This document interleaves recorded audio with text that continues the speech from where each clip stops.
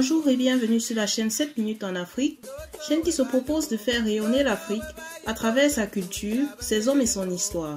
Surtout n'oubliez pas de vous abonner à la chaîne, de liker la vidéo, la partager et laisser vos impressions en commentaire.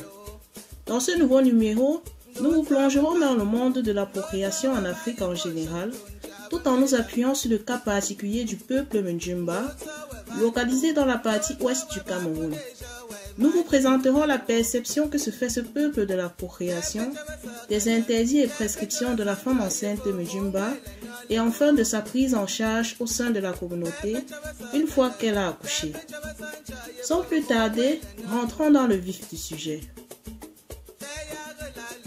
La naissance d'un enfant en milieu banilékin en général et Mdjimba en particulier constitue un événement de grande importance. Cet événement est souhaité et attendu par les membres de la famille et le couple au lendemain des noces. C'est ainsi que durant les noces, des paroles de bénédiction sont prononcées à l'endroit des nouveaux mariés telles que « Puisse la terre être douce et permettre à l'igname de germer » ou encore « Puissiez-vous vous coucher à 2 et vous lever à 3 ou à 4 ». Ces paroles magnifient la procréation, qui est la finalité même du mariage dans cette socioculture négro-africaine, d'autant plus qu'étymologiquement, la femme endosse le rôle de porteuse de vie. Ainsi, cette dernière est détentrice du secret de la création et même de la germination dans l'univers culturel Mdjimba et reste le pilier du système social. On assiste ainsi à une divinisation de la mère par la prévalence de la lignée maternelle à travers la notion du cordon ombilical, entraînant l'attachement de l'enfant, même parvenu à l'âge adulte, à sa mère. En effet, si le doute peut subsister sur la paternité, il ne l'est pas sur la maternité, dont la lignée reste indivisible. Mais cette procréation est entourée d'une panoplie de rites et pratiques accomplis dans le but de préserver la santé de la mère et de l'enfant. Dans les secondes qui suivent, nous nous attarderons sur ces prescriptions et interdits. La conception survient quand la femme ne voit plus sa lune ou quand la pluie a cessé, terme utilisé pour désigner l'arrêt des menstrues chez les Mdjimba. La femme qui conçoit doit garder son état secret, car ceux-ci pensent qu'en dévoilant trop tôt son état, des personnes maléfiques pourraient nuire à la grossesse en provoquant une fausse couche. L'état de grossesse doit donc être constaté lorsqu'il est à un stade avancé et la femme enceinte, pour assurer sa santé et celle de l'enfant à naître, doit se soumettre à certaines pratiques. La femme enceinte est supposée vulnérable aux agressions extérieures à la différence de celle qui ne l'est pas. Elle est exposée aux maladies, aux agressions mystiques et des efforts physiques incontrôlés peuvent lui être fatals. Cela entraîne l'assimilation de la femme enceinte aux malades. C'est pourquoi tout au long de la grossesse, elle doit ingérer des substances pour se fortifier, ainsi que le fœtus qu'elle porte en son sein. Ainsi, des purges avec des décoctions de plantes ou d'écorces lui sont recommandées, surtout en fin de grossesse, afin de laver ses intestins, le fœtus et faciliter l'accouchement. Ces potions sont concoctées généralement par les femmes les plus âgées du clan ou par la ménissie, voyante et tradithérapeute, faisant aussi office de sage-femme. Hormis les interdits alimentaires, d'autres aliments sont prescrits à l'instar des fruits qui facilitent la digestion, car il n'est pas bon que la femme enceinte soit constipée. La viande de singe lui est vivement recommandée afin que l'enfant à naître soit agile et résistant. Aussi, la consommation d'aliments gluants, sauf contre-indication, lui est recommandée car en tant qu'aliments glissants, ils auraient la capacité d'enrober le fœtus, ce qui faciliterait la délivrance en faisant glisser le fœtus dans le canal vaginal. Pour lui assurer un accouchement sans risque, la femme en fin de grossesse passe par un rite de purification au cours duquel cette dernière est lavée de toute souillure, maléfices et malédictions pouvant peser sur elle. De ce fait, avant la date présumée de l'accouchement, elle sera purifiée par un bain d'écorce, de plantes et de résidus d'animaux connus de la tradithérapeute. Ces bains de purification sont aussi protecteurs, lui assurant une protection contre des jeteurs de sorts éventuels pendant le travail qui précède l'accouchement. Ces prescriptions sont assorties également d'interdits. Les rapports sexuels ayant pour fonction la procréation dans cet univers culturel, ceux-ci devraient cesser après la conception. En cela, continuer les rapports sexuels après la conception pourrait nuire au développement du fœtus et au bon déroulement de la grossesse. Les rapports sexuels après le 7e mois de grossesse sont jugés dangereux et seraient la cause de la naissance d'enfants morts-nés. Ce phénomène s'explique par le fait que le liquide séminal déposé lors du coït remonterait dans l'utérus et serait absorbé par le fœtus, d'où son décès in utero. La femme enceinte doit en outre éviter de nouer des nœuds, car le faisant, elle contribuerait à rendre ses couches laborieuses et à provoquer l'enroulement du cordon ombilical autour du cou du fœtus, au risque de l'étrangler à l'accouchement. Aussi, regarder à travers le goulot d'une goutte lui ferait donner naissance à un enfant atteint de strabisme. Elle devrait s'abstenir de toute promenade de nuit, car ce serait à cette heure du jour que des esprits maléfiques rechercheraient des proies et son état l'y rend vulnérable.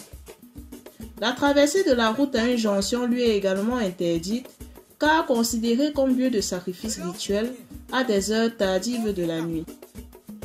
Le fait de se quereller avec des tiers pourrait compliquer son accouchement par des pratiques maléfiques vengeresses. La femme enceinte devrait, entre autres, éviter de s'asseoir sur le lit d'une mère qui souffre de tranchées, afin de ne pas en souffrir également après l'accouchement. Chez les Mundjimba de l'Ouest Cameroun, ces soins incluent leur nutrition, le traitement des séquelles de la grossesse et de l'accouchement, ainsi que la prévention d'autres pathologies. L'acte d'accouchement chez les Mundjimba se traduit par cuit, car en effet, la grossesse pour cette communauté de par sa durée et les différents stades de développement du fœtus est assimilée à une préparation dont l'accouchement marque la cuisson. Les douleurs de l'accouchement se doivent dès lors d'être dissimulées pour ne pas mettre la vie de la mère et de l'enfant en danger, car selon les croyances, les forces du mal sont aux aguets en ces circonstances. Pour ce faire, la femme en travail doit le gérer discrètement, sans éveiller les soupçons, afin de ne pas alerter les confréries de sorciers qui pourraient s'en prendre à l'âme de l'enfant avant ou après la naissance. Une fois la délivrance accomplie, la mère doit subir des massages abdominaux à l'eau chaude afin de permettre l'écoulement des caillots de sang retenus dans l'utérus. Il est dit qu'au cas où ces massages étaient négligés, ces caillots provoqueraient des douleurs et la putréfaction utérine.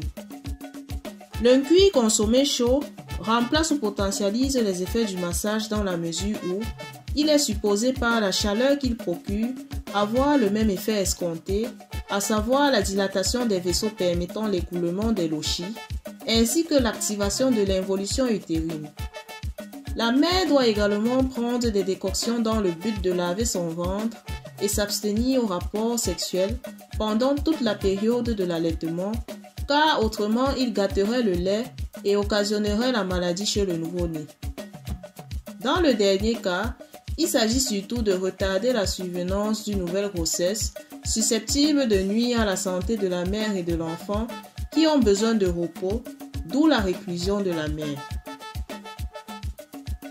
Dans l'univers culturel Mundjimba, la mère peut se traduire par l'expression « la mère qui a cuit », la grossesse, comme nous l'avons dit plus haut, étant considérée comme une préparation de l'enfant dont l'accouchement marque la cuisson. La préparation et la cuisson de l'enfant sont des étapes difficiles et fatigantes pour la mère, d'où leur association à la maladie. À leur terme, il est recommandé un repos total et un traitement du corps. Le nouveau-né, quant à lui, est appelé enfant frais en langue Mundjimba. Cette expression connote ici l'idée de quelqu'un de précieux et de délicat qui nécessite des soins particuliers. De ce fait, sa manipulation par les tiers est proscrite, de même que son exposition hors de la chambre, dans le but de le préserver des germes qui pourraient nuire à son bon développement. C'est ce qui justifie la réclusion ou isolement de la mère et du nouveau-né après l'accouchement. Pendant cette période, la mère et le nouveau-né sont oints avec de la poudre rouge de Padoue qui aurait la faculté de rendre la peau douce et claire. L'accouché vivant en réclusion n'a donc pas le droit de se montrer en public, de toucher sa nourriture avec sa main et encore moins d'effectuer des tâches domestiques de quelque nature qu'elles soient. C'est pourquoi le cuit, sauce gluante et purée de maïs lui est servi dans une feuille de bananier posée sur sa main qu'elle se contente de porter à la bouche, et les autres aliments sont consommés moyennant une cuillère à soupe. Cependant, du fait de la dynamique culturelle, cette pratique est peu usitée aujourd'hui et il n'est pas rare de voir une accouchée à peine relevée vaquer à ses occupations domestiques. Il convient également de noter que l'autre but poursuivi par cette pratique est la protection de la mère et du nouveau-né des maléfices et des maladies transmises par des tiers et pouvant porter atteinte à leur vie compte tenu de leur fragilité. Le lavage des mains de l'accouchée marque la fin de la réclusion. La femme en couche après la naissance chez les Mdjumba ne devrait reprendre ses activités qu'au terme de 3 mois en moyenne, après avoir subi le rite dit du lavage des mains de la mère. Ce lavage consiste à lui verser dans les paumes de la main de l'huile de palme rouge, puis le vinaigre local en poudre ou en liquide. La réaction est celle semblable à l'émulsion de l'huile avec de la soude caustique qui produit le savon. La mère récluse s'en frotte les mains sans les rincer. Après avoir performé ce rite, elle peut dès lors sortir de sa réclusion et vaquer à ses occupations quotidiennes. Ainsi s'achève ce nouveau numéro. N'hésitez surtout pas à en dire en commentaire comment se déroule la prise en charge de la grossesse jusqu'à l'accouchement des femmes enceintes de vos communautés respectives. À bientôt pour un prochain numéro. Africainement Vôtre.